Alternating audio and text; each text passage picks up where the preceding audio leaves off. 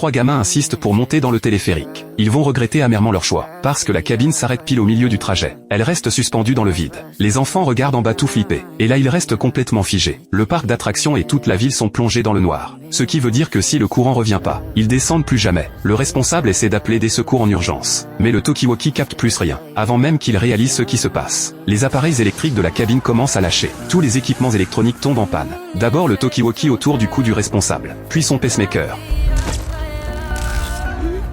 Et avant même que les enfants comprennent, les appareils électroniques sur eux explosent. Ils balancent tout par-dessus bord. C'est là qu'une alarme stridente déchire le silence.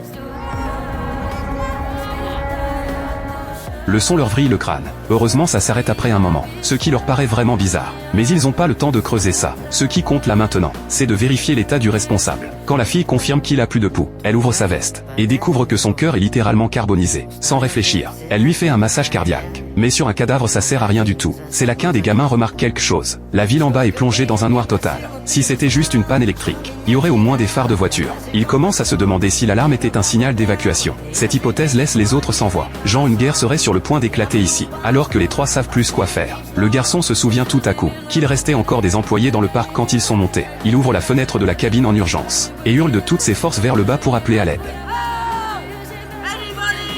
Mais il crie pendant des plombes, sans jamais obtenir la moindre réponse. Le garçon propose alors de se débarrasser du corps du responsable. Mais son compagnon l'arrête direct. Si on balance le corps de la cabine, on va avoir de gros problèmes après. Le garçon réfléchit et admet que c'est logique. Il dit aussi que si personne vient les sauver, le responsable pourrait être leur seul espoir. Pour éviter que tout le monde parte en vrille, la fille prend une serviette et couvre le visage du responsable. Ensuite tout le monde attend les secours dans la cabine. La nuit tombe et toujours personne. La température dans la cabine chute de plus en plus. Sans chauffage ils vont se retrouver à geler sur place. Ils cherchent de quoi se réchauffer. Après avoir fouillé partout ils trouvent juste quelques bâtons lumineux. Au moment où ils réfléchissent à comment signaler leur présence, quelque chose de flippant se produit. La serviette sur le visage du responsable bouge. Les trois gamins sont terrorisés. Au début ils croient à un fantôme. Plus question de rester ici une seconde de plus. Le garçon les rappelle à la raison. Parce que c'est pas un fantôme. Le responsable est peut-être en train de se transformer en zombie. La priorité numéro 1 c'est trouver de quoi se défendre. Le garçon attrape l'extincteur et s'avance. La seconde d'après la serviette bouge encore. Mais une fois calmé il réalise. C'est juste la bouche d'aération qui fait bouger le tissu. Après toutes ces frayeurs, le garçon peut vraiment plus se retenir. Il ouvre carrément la porte de la cabine pour se soulager. Un courant d'air glacial s'engouffre à l'intérieur. Et les trois finissent par reprendre leurs esprits. Ils réfléchissent à comment se sauver eux-mêmes.